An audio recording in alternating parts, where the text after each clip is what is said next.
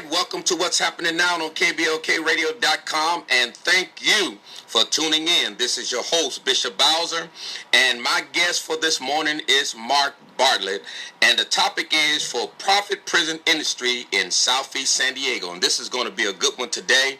And so right now you can call somebody, text somebody, email somebody, tweet somebody, Instagram somebody, Snapchat somebody, and encourage them to tune in to KBLKradio.com right now to What's Happening Now, because we got a good one for you today.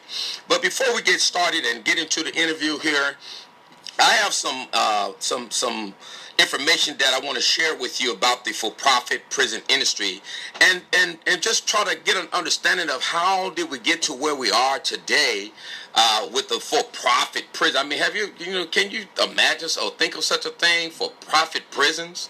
So, so let's look at this. California's reforms are rooted in a 2011 U.S. Supreme Court ruling. Now, we would think that, we're doing prison reform. We know that President Obama kind of led the way on some of that. But in California, when you look at it, you just think that the politicians were nice and all of a sudden decided that, hey, let's do prison reform. But they were commanded to reform the prison because they were overcrowded. And so in 2011, it was a Supreme Court ruling which found that the state's overcrowded prisons violated the 8th Amendment's ban on cruel and unusual punishment. And so at the time, 20,000 inmates were sleeping on makeshift triple bunk beds set up in prison gymnasiums and day rooms. The court ordered California to reduce crowding from 200% of capacity to a more manageable 137.5% capacity. The for-profit prisons were making big money on the California prison population. So the High Court ordered California to reduce its prison population, which at the time stood at 140,000 inmates. And they had to take it down to 137.5% of the system design capacity, which should be roughly 114,000 inmates. Lower court set a deadline for California to meet that threshold by February of 2016. Now, in January, California prison dropped below the 137.5% of the prisoners they were designed to hold, the threshold set by federal courts. For the first time in recent memory, California's total prison population declined by 45% since its peak in 2006. California prisons are designed to carry a total of 82,707 inmates, and the federal judges set maximum capacity at 137.5%, which would be 112,792 inmates, which is still way above what it was designed to hold. The state now meets court-set population caps by sending thousands of inmates to contract prisons. The judges have ordered Brown, that's Governor Brown, to come up with a durable remedy, because that's not going to fix the problem. So as of February 2014, California had placed about 9,000 state prisoners in 4 privately operated correctional centers in Arizona, Mississippi, and Oklahoma to relieve prison overcrowding. The state also contracted with the GEO Group to operate 700 beds in state facilities, the Golden State Medium Community Correctional Facility in McFarland, California, and leases and operates another facility, the California City Correctional Center, which is owned by Corrections Corporation of America. As of December 9th, 2015, the private and public community correctional facilities and the California City Correctional Facility house approximately 5,821 inmates. Nearly 40%, let's look at some of the juveniles. That was adults. Here, juveniles, nearly 40% of juvenile delinquents are held in private facilities. As a cost-cutting measure for states like California, for-profit prisons and facilities has become a big business. According to Huffington Post, there's a dark side of prison privatization. Physical and sexual abuse often go unreported, unsanitary conditions, insufficient access to food and medical care, poor training for guards and staff, and inhumane living conditions. According to the for-profit prison industry sells itself as a cost-effective option for cash-strapped states. But according to a new study from the University of Wisconsin, privatized prisons are keeping inmates locked up longer in order to boost profits. So according to Mother Jones, researcher Anita Mukherjee, if I'm pronouncing her name right, studied 8 years of data from Mississippi, which has one of the highest incarceration rates in the country, and found that private prisons, they're doled out twice the amount of infractions against inmates, lengthening their sentences by an average of 2 or 3 months. The extra time, she said, found adds up to an increase of about $3,000 in additional costs per prisoner. She also noted that inmates housed in private prisons were more likely to wind up back in the system after being released, despite industry claims of lower recidivism rates. So last year, Christopher Petrella, a researcher at the University of California, Berkeley, accused the Corrections Corporation of America of including provisions in its contracts with government to keep the most costly inmates, those with health issues, from being transferred to its prisons. Through open records requests, Petrella found there were 14 different exclusion criteria, including disabled or elderly inmates, those who were HIV positive, or anyone with sensitive medical conditions or high-risk diagnosis. Looking specifically at California prisons, Petrella highlights how health expenditures are among the largest costs, second only to security, and account for 31% of the overall budget. But private prisons set up contracts that say they only will house the youngest, healthiest, and cheapest prisoners. Today, the $5 billion private prison industry houses close to 20% of federal inmates. Between 2000 and 2010, the number of inmates serving sentences in private prisons doubled. Today, the $5 billion industry houses close to 20% of federal prisons and about 7% of state prisoners, and private prisons are increasingly being used as immigration detention centers. According to TruthOut.org, the biggest private prison owner in America, the Corrections Corporation of America, has seen its profits increase by more than 500% in the past 20 years. Moreover, the business growth shows no sign of stopping, having already approached 48 states to take over government-run prisons.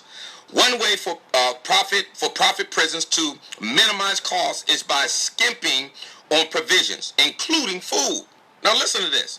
A psychiatrist who investigated a privately run prison in Mississippi found that the inmates were severely underfed and looked almost emaciated. During their incarceration, prisoners dropped anywhere from 10 to 60 pounds. 100% of all military helmets, ID tags, bulletproof vests, and canteens are created in federal prison systems through prison labor. Though prisoners are generously compensated cents per hour, it's clear having this inexpensive, exploited labor force is critical to the military-industrial complex.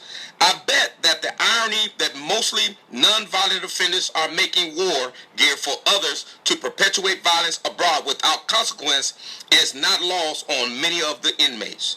States sign agreements with private prisons to guarantee that they will fill a certain number of beds in jail at any given point. The most common rate is 90%, though some prisons are able to snag a 100% promise from their local governments.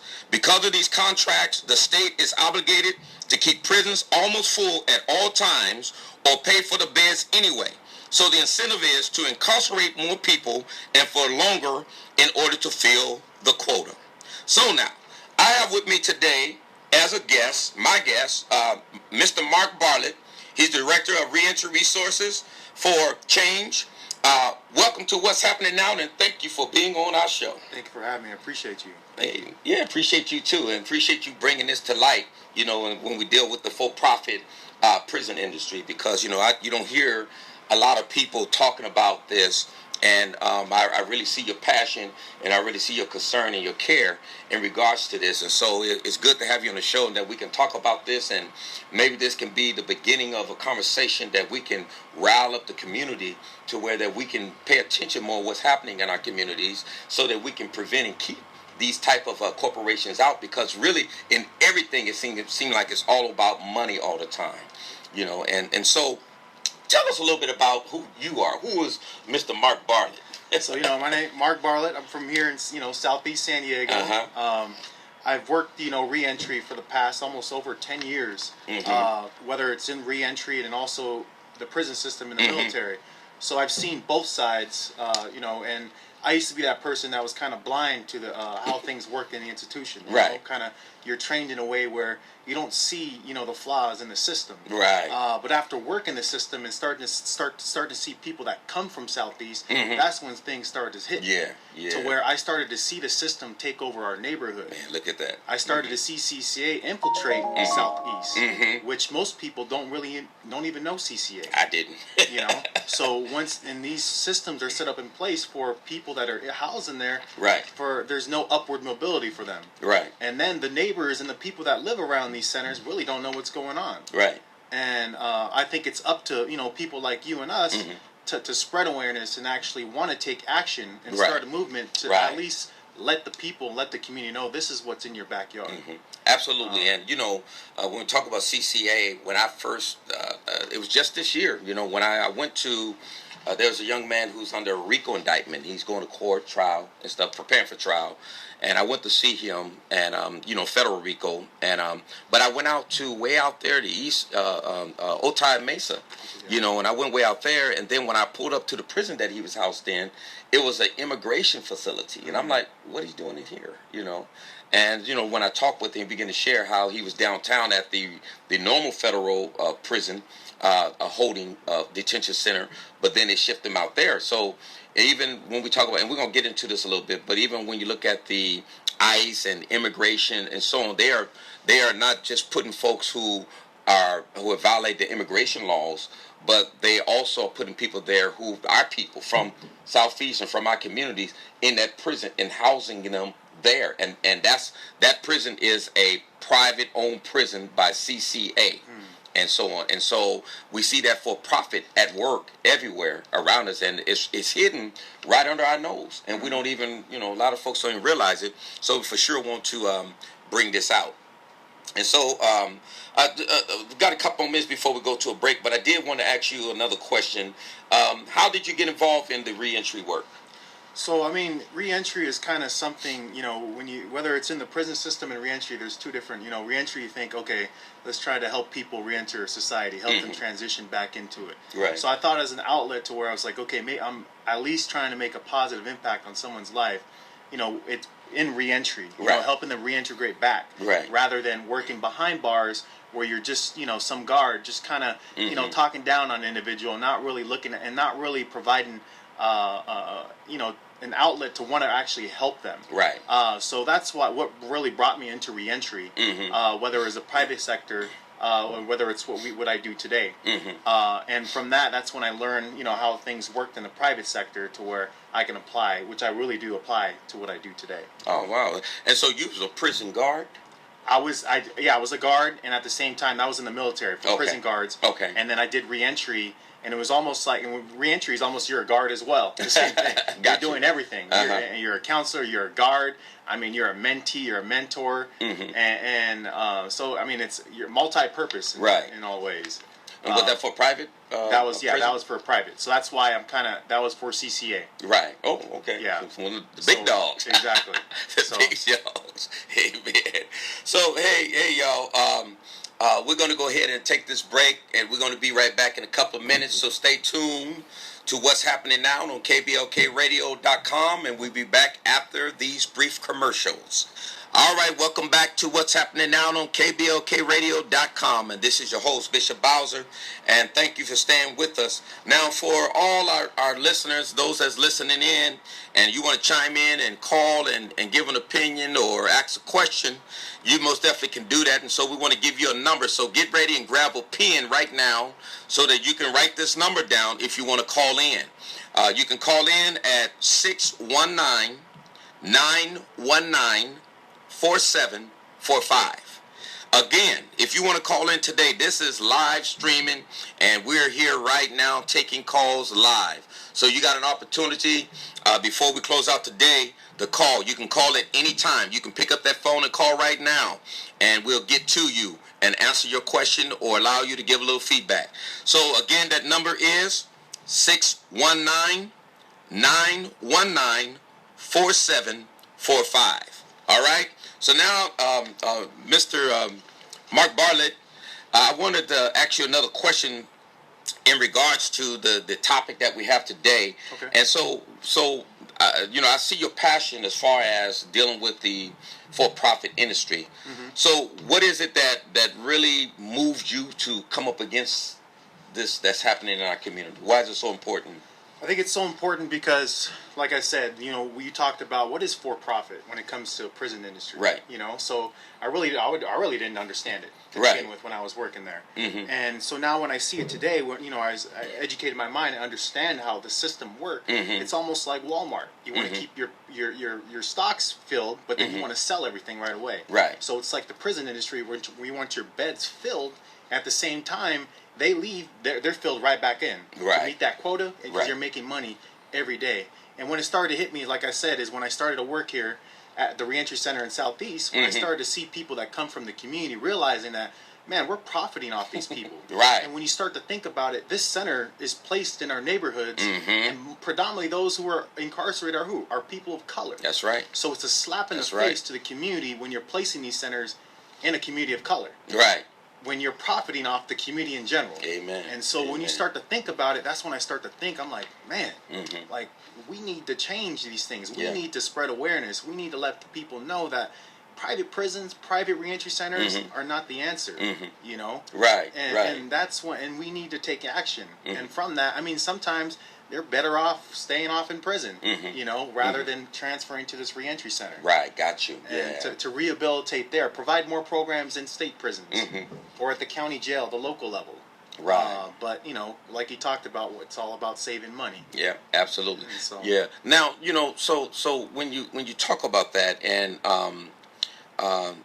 the guys that's coming from the prison into the rehab, what is the difference between that and do they really offer rehab in these for-profit prisons and the ones that are in our community? And we'll get to that in our community, but do they?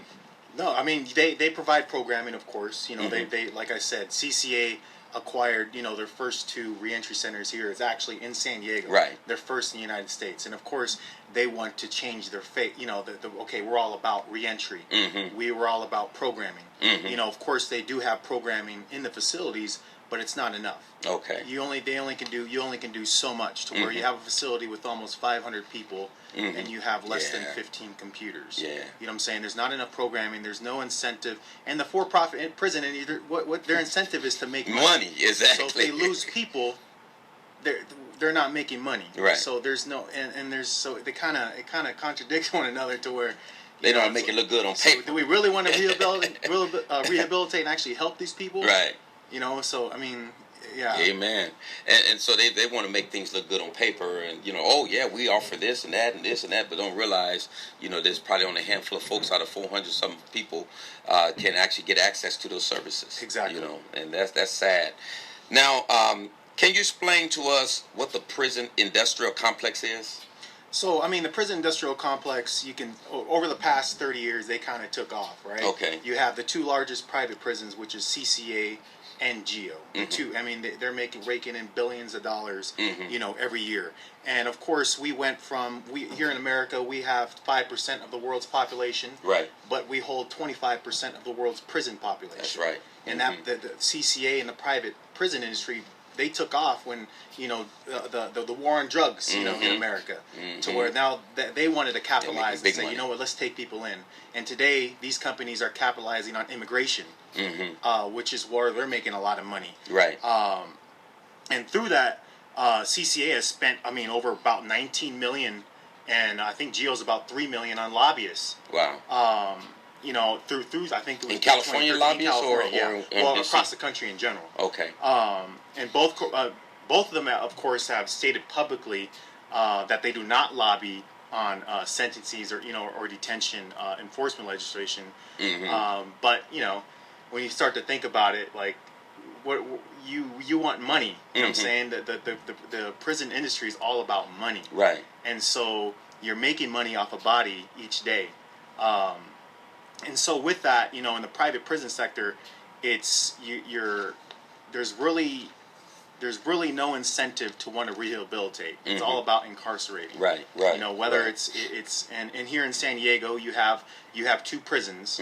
You have CCA, which is down at Otay. Right. Then you have Geo, which is down in downtown. Then you have Geo is downtown. Where is it at downtown?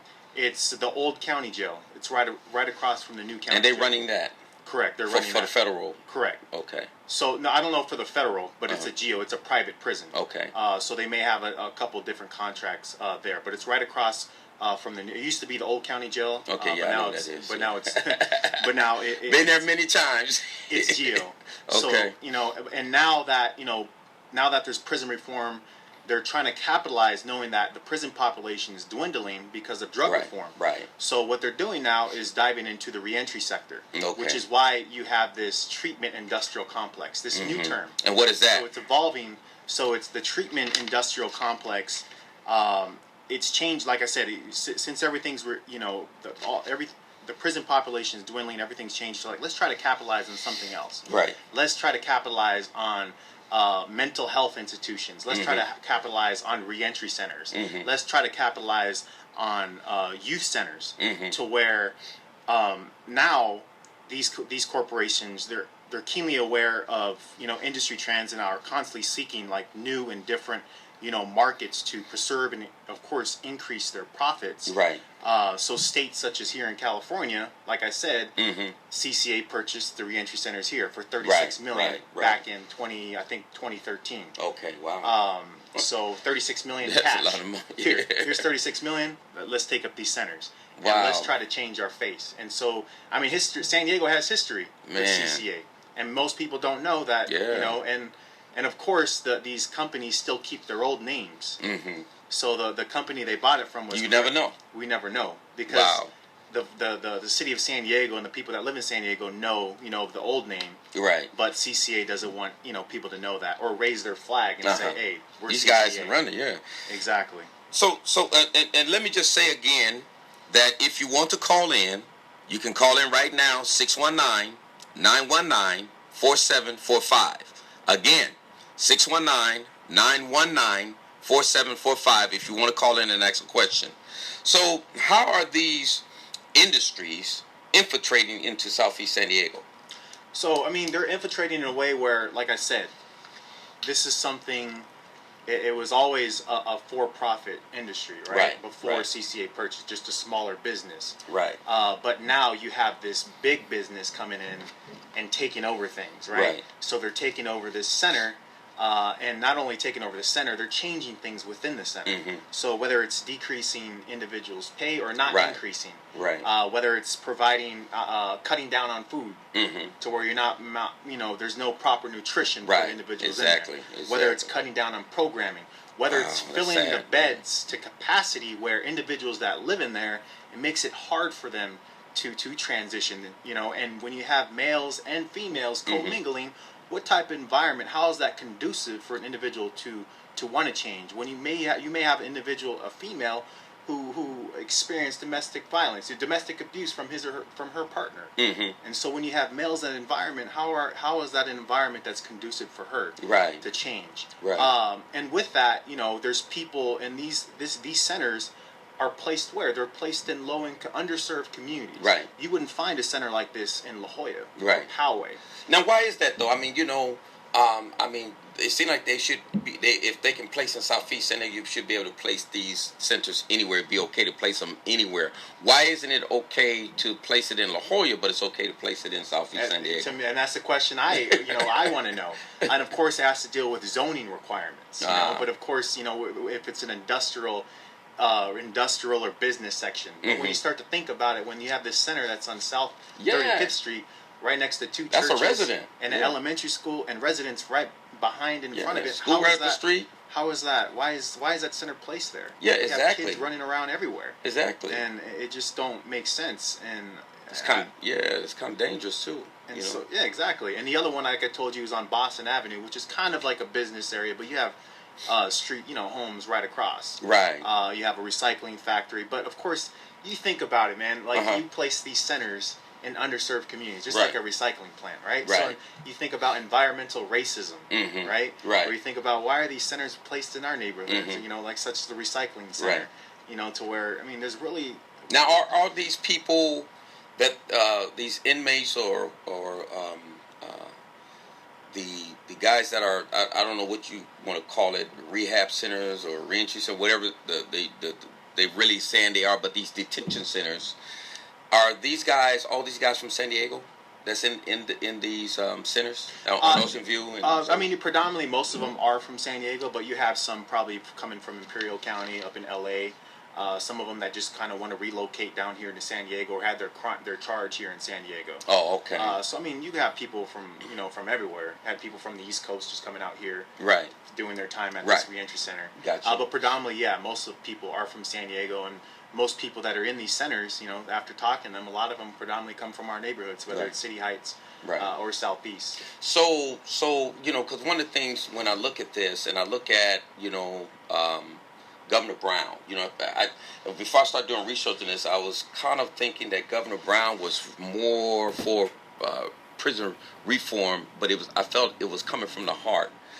But now I'm starting to sense that it's coming from the order to reduce prisons, because he's vetoed a lot of bills that would give enhancements, sentences to people. He's not signing bills that have enhancement laws on them. At least that's what we've been told. And so, it seemed like he has kind of been a champion for prison reform.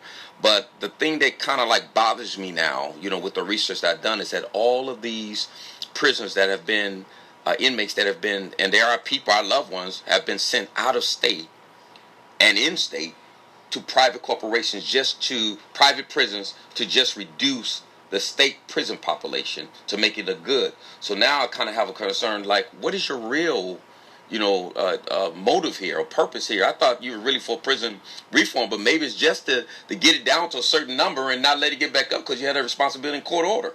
What do you think about that? And I believe in that. So you look at the state of Arizona. I mean, most states you find for-profit private industries are mostly predominantly on Republican states. Right.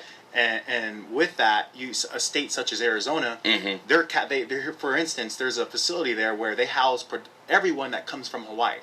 Wow. It's a facility strictly everyone that comes from Hawaii, they house them there. Is that right? Exactly. So that itself, and a lot of people actually do go from California to Arizona. Right. Or their main headquarters actually is in Tennessee. And so with that, it's something to where, are you really trying to reduce prison population in California, or are you just letting the private prison sector kind of take over these bodies to make it, to make the state take the numbers actually. So we shouldn't be deceived by, and who knows if we're getting the real numbers of how many folks are in these private prisons, but we shouldn't be deceived by, California reduced its prison rate. They met the Supreme Court, which if the listeners had listened to what I was saying about, how they met the cap for that, they still over, they're 137.5% over of the maximum of what prisons can hold. So they still way over the percentage that they can really hold, but they trying to claim that that's manageable, and they think that that's good. When you can, round out figure 83,000 inmates can be held in these prisons, and yet you have 114,000. That's way over, the capacity that it was built to hold, and then you say that's good. And so I think sometimes we just listen to what they're saying and kind of buy into it. But no, we got some serious problems here, and we really need to close some of these prisons and start building some colleges, some schools, and start bringing more resources into the community versus profiting off of people, you know, and like you said, with the drug trade and so on. So I feel the same way, and I think we got to take a closer look at. I mean, you know, we get excited. Oh, Governor Brown vetoed that bill, and I'm one of the ones excited, and I hope it still goes that way, where he don't allow these new laws to come in where we kind of criminalize our communities. But at the same time, I'm like, man, we got to change your attitude. We got to change your heart from the perspective of really understanding what prison reform is all about. It's not just about trying to reduce your prison because the court ordered it, but we got to look at these unjust laws. We got to look at how it becomes a profit. Even in the state prisons, it's kind of like a profit. They're making billions of dollars off of these men and women that are in these prisons. It's kind of like a modern day slavery, you know, and of course, you know, the Constitution allows you to have slavery, you know, when folks are locked up. You know, so that's kind of messed up. So, how many facilities are owned and operated by the for-profit prison companies in San Diego? Did we name them all, or? So, I mean, okay, here in San Diego, you have the CCA has one private prison. Then they have 2 reentry centers. Okay. GEO has one prison downtown, and they actually have a day reporting center off of Jefferson Street. What is that day reporting? So basically, that company actually used to be owned by BI, which is BI Incorporated. So what they do is they just go there, report for the day. They either provide a urinalysis test. These individuals, I think they have a contract through the state, through parole. So the ankle bracelets that they wear, they're making money off of that, are by BI. So BI, which is GEO, and that's another way of. So you think of for-profit. It's not only the prison itself. Look at the payphones in prisons. That's for-profit. These for-profit companies are capitalized. Wait a minute. Say that again. So say you have payphones in prisons and jails. What you mean by payphones? So such as making money off payphones. So if an individual is incarcerated wants to use a payphone, you have this phone company that puts these phones into these prisons, and of course they're profiting by charging high rates. Right, to price these phones, where you're like, man, I talk for 2 minutes and you charge me what, $20? Yeah, you know. So now you have another entity such as ankle monitoring, right, which is where GEO is. You know, they bought out BI, and now these ankle monitors are on parolees here in San Diego. Man, and they're making money off of that. Yeah, so I mean, but in around the country, CCA owns about, I think, 73 correctional facilities. Okay. Detention centers and reentry centers, and combined GEO and CCA, there's about 168 across the country. And that's billions of dollars. That's billions of dollars, you know, every year. And if you look at, I looked at CCA's first quarter results for 2016. It was $447.4 million compared to 426 last year. Man. So you start to think about it. Man, aren't we reducing prison populations? How are they still making money? Yeah, exactly. You know? So why they still got full? They made an increase to where, and part of that is because of this new facility they actually have in South Texas, which is a family residential center, which predominantly made up a lot of the money. So this facility alone generated approximately 70 million in revenue during the first quarter of 2016. So so you can see how the private prison sector is capitalizing on new things, whether it's immigration, family immigration, reentry centers. They're smart. They're a business. So let's look into. That's why I termed the treatment industrial complex, where now they're capitalizing on mental health, mental centers, reentry centers, and things like that. So I mean, these facilities are, you know, raking in billions of dollars. Now, but let me ask you this, you know, because when you look at the prison industry.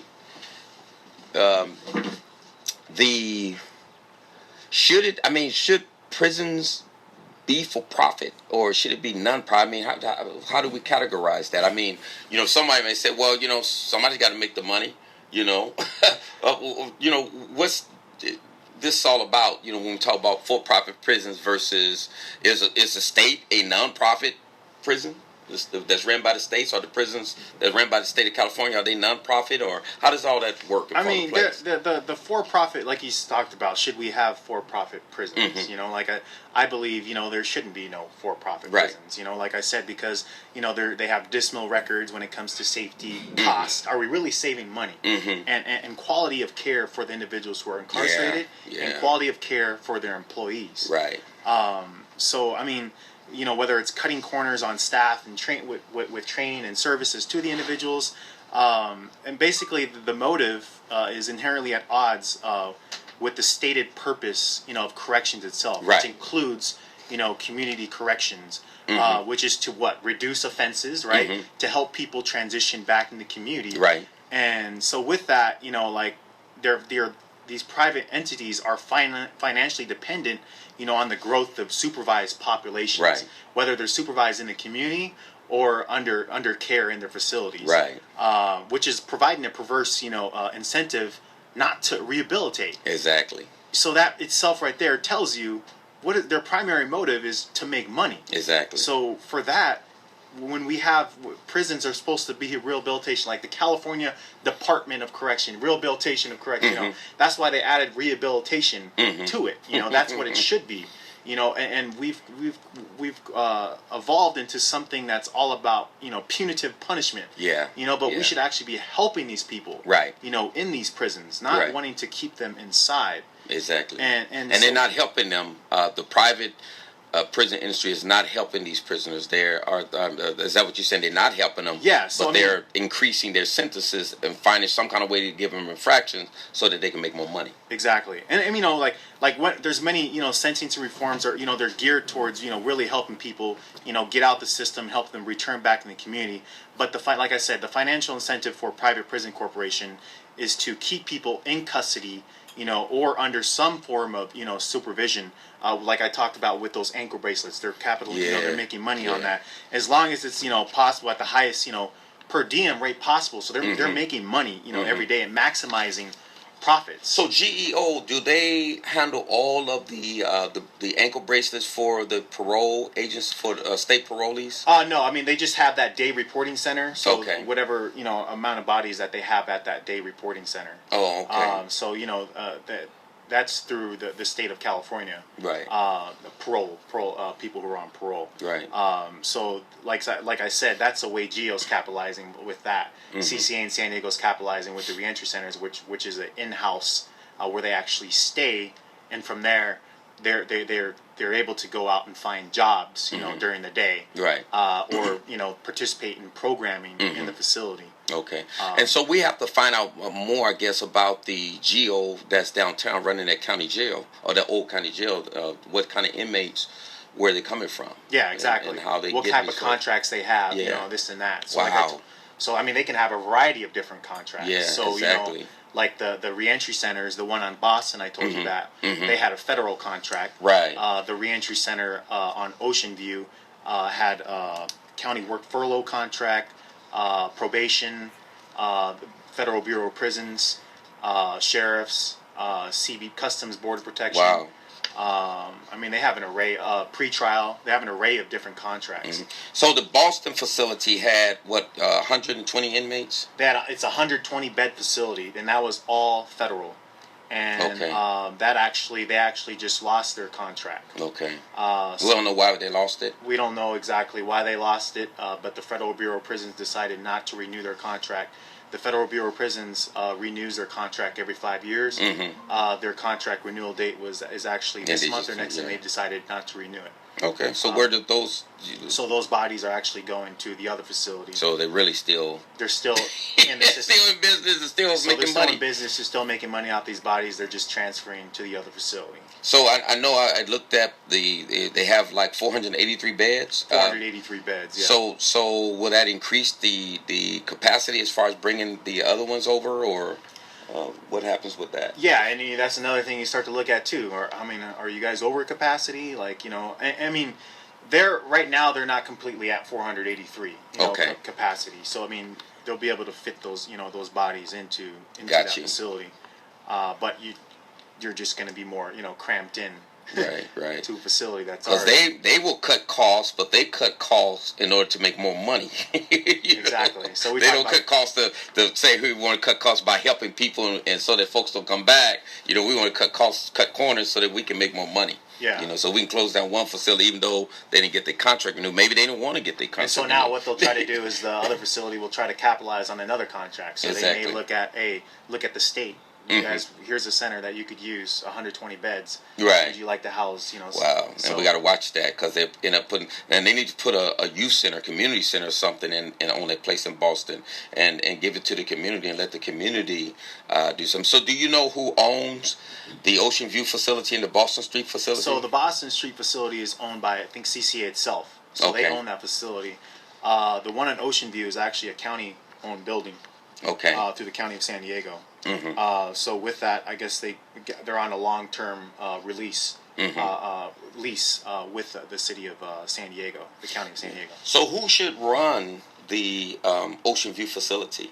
I mean, if it's owned by the county of San Diego, I would think that the county of San Diego should actually, be running it as, but I mean, a for-profit prison industry is actually, running the facility, right, overseeing, Right. So you think more, if the county was running it, more resources would be brought in and more support would be brought in if the county's running versus the nonprofit?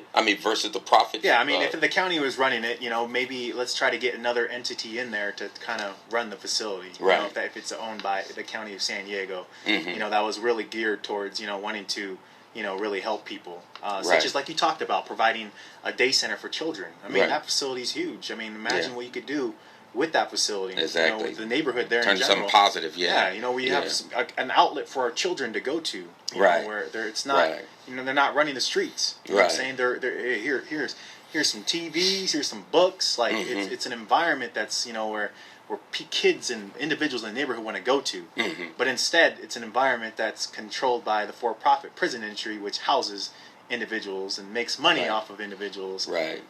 So what would you, because I know people who get out of prison and they're sent to a halfway house, What is the difference between a halfway house or where they would go and some of those, the last time I've been in one a few years ago, those are some horrible conditions. I went to one downtown where somebody I knew was in a halfway house or whatever you want to call it, and they share around. The building was horrible. The living situation was horrible, but that's where they live. It's all like a rundown hotel where you have all type of illegal and criminal activity that's going on in there. But this was supposed to have been a halfway house. What is the difference between these halfway houses or whatever you want to call them that they have for people to get out of prison to migrate back into the community, integrate back in the community versus these centers, detention centers that they have on Ocean View? Basically, they're almost the same thing. Okay. So a halfway house, reentry center, they're basically the same thing. Okay. They try to change the terminology, the name of it. We're a reentry center, not or a halfway house. Mm-hmm. But they're basically the same exact thing. Right. And you talked about those living conditions, mm-hmm. Things like that. Oh, it's horrible. And it does exist. Yeah. Where it's not, like you said, it's not an environment where you're walking around or there's trash all over, and there's drugs and mm-hmm. that run rampant in the facility. So when you have Yes. drugs running rampant throughout the facility, when you have individuals who are there for drug offenses who want to get over their drug addiction, their addictive behaviors, it's right there. But how are you really helping them when it's an environment that's exactly? And so there's drugs all around, not only in the facility but around the neighborhood. Exactly. And then your parole officer come check on you, and they end up violating you again if you're on drugs or something. Even though I know probation is saying that they're not into locking people up no more, they want to try to get them the help and the treatment that they need as far as getting them into the right programs and so on. So I know they call like the facility on Ocean View CAI, which stands for Corrections Alternative Inc. So they're saying that this is an alternative to being in prison. Is that what they're trying to say? Yeah. So you look at it, detentions for alternatives or correctional alternatives, mm-hmm. and that's their old name that they kept. Right. And now, of course, CCA purchased them, but they want them to actually keep that name. They want the public to actually know, we're still CAI. Right. And you start to think about it, why is that?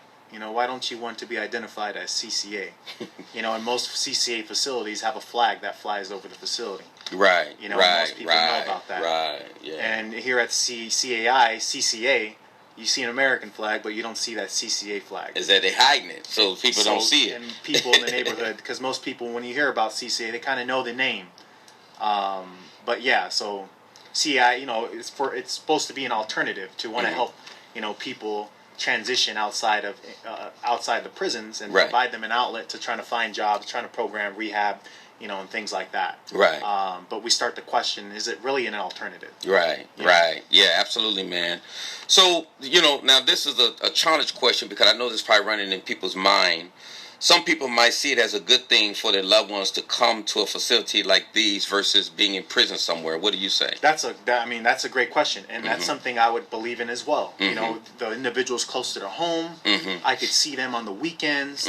They're in my neighborhood. They're close to where I can actually visit them, give them a hug, and this and that. And I believe in that, and I agree, because it's closer.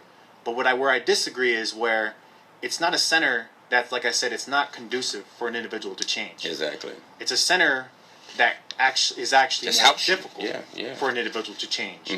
There's, especially when someone has addictive behaviors. Right. You're putting them in an environment where they're at risk to fail. Right. So, and I've had a lot of individuals who've been held in these, I never use the term inmate. I never use the term. Right. Now that's what I'm trying to get away from. I use either justice involved, I just use individual, person. We're all human beings. Yeah, your loved ones. Loved ones, exactly. Yeah. And so it kills me when I know that we can be doing so much more better, because I know these centers are, and I know their intentions are want to help. Of course, they're set up in a way. Right. But in the long, when you start to think about money, the incentive of the for-profit prison industry, it's not geared towards really wanting to rehabilitate. It's all about making money. Right. And so then these centers, like I said, it's really difficult for an individual when they're tempted. When like I even brought up that example of a female who's been sexually assaulted by a male when they're in a facility with other males. Right. How is that conducive for her to change, to get over it? Is that being injured and assaulted all over again? And with drugs. Yeah. In federal institutions across the country, more than 50% of the people were incarcerated for drug offenses. Right. So then you put them into this center where drugs more are trauma. rampant. Yeah. How do you expect these individuals to transition? Exactly. Are they going to use while they're in? Yeah. Absolutely. So I see the good, but I see the bad as well. Right. So and I like to see both sides. Right. I like the good side because I like to see that we're bringing these individuals closer to their families. But also we need to shed a light on the things that actually go on behind the walls, and people need to understand. Are we providing horrible enough living programs? conditions? Yes. And on top of that, these individuals already go through so much. There's so many barriers to reentry. Exactly. They're already stigmatized and labeled as felons, as thugs, as criminals, as convicts. So now let me ask you something. So what kind of action can we take? I know we got a few more minutes, and so we want to most definitely call people to action. And I know there's a few things we can do. I mean, that kind of action is first of all, I think it's spreading awareness. Okay. It's starting dialogue, I think. Starting conversation and letting people know about this is what's going on in our community. This is what's in our backyards. Right. Letting people know that CCA owns these facilities. A private prison entity, owns its facilities. Right. And with that, with starting dialogue, we can start to ask people within the county of San Diego, within people in power that can actually create change, and let them know, hey, should these individuals really be housed in these facilities? Right. Are they better off at George Bailey? Are they better off at Las Colinas within your programs that you have there already set in place? Better services, yeah. And so I know you're trying to save money and cut costs by housing them there. But these private, But we can do so much better for the people. And on top of that is getting people in, like we talked about, city leaders involved, to where here's a center that's placed in our community. And we don't need these. We don't need these centers in our communities. Exactly. Because it's going to get worse and worse. It's not going to get better. If we allow this to continue to happen, then what's going to happen is, they're going to continue to put more and more of these facilities. Then pretty soon they're going to actually start building prisons in our community. Or, like you said, this alternative, because of criminal justice reform, they're going to start building more of these alternative centers, which in the long term is all about money. And it's really not about helping. And I know over Ocean View, they get a lot of complaints in that community over there, because we do walk and knocks over there, about the facility. And so it's not managed correctly. It's managed poorly. And I don't know who they're paying off, who the CCA is paying off to keep quiet and allow them to continue to reside there. Got to put a stop to that. That's for sure. So we can't get it all on this one segment as far as the issues that need to be addressed. But I know for sure, we got to move to action. And so I guess the first phase of it is education, getting the word out like we're doing now. So spread the word and get this word out. And we're going to continue to have more and more conversation on this. And we're going to get Mr. Bartlett back, because today we're talking about the for-profit prisons, but we want to hear about him and what he does and his programs and things like that. But we don't want to make that about that today. We want to talk about this for-profit prison system that we're dealing with, and how we can get this removed here. And not only that, but do real prison or real criminal justice reform. Stop sending our people to for-profit prisons and private prisons, and sending them in other countries and the states, and sending them to places like CCA and GEO, because that is not criminal justice reform. We need real reforms in our criminal justice system, where people are released from prison and they have all the resources, the training, the necessary support that they need to be successful back in life, where they can transition back into society. And so we do not believe that these private prisons are doing that. And so we got to get rid of that. We want real reforms. And so I think this is the beginning of a conversation that we can most definitely have. Do you have anything else you want to add before we close? No, I mean, it's a movement. It's a call for action. What we talked about, knocking on doors, that's what we need to do. Right. Let's knock on doors. Let's spread awareness and let the community know about the for-profit prison industry in our neighborhood. And from that, let's come up with solutions. Let's come up with real alternatives that can actually help our people transition back into the communities. Yes, absolutely.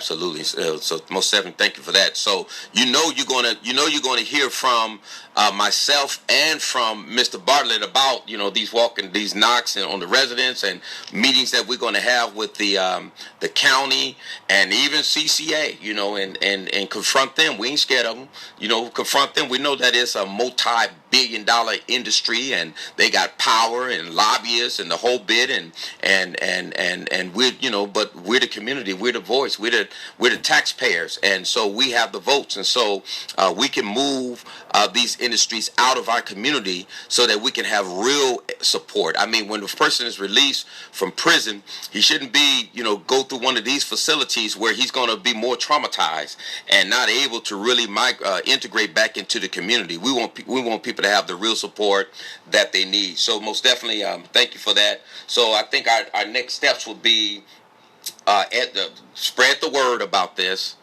We're going to have this radio show posted up on the website and on our YouTube page and so on.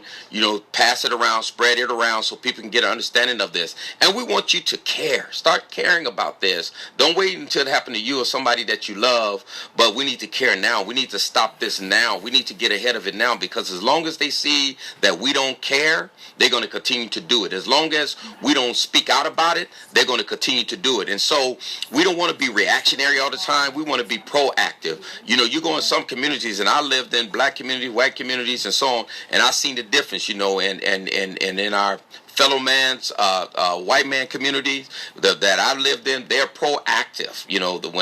When you move in their community, they have some kind of center in their community. They're writing their senators, their congressmen, they're protesting, they putting fire under the owner, and they move those people out of the community.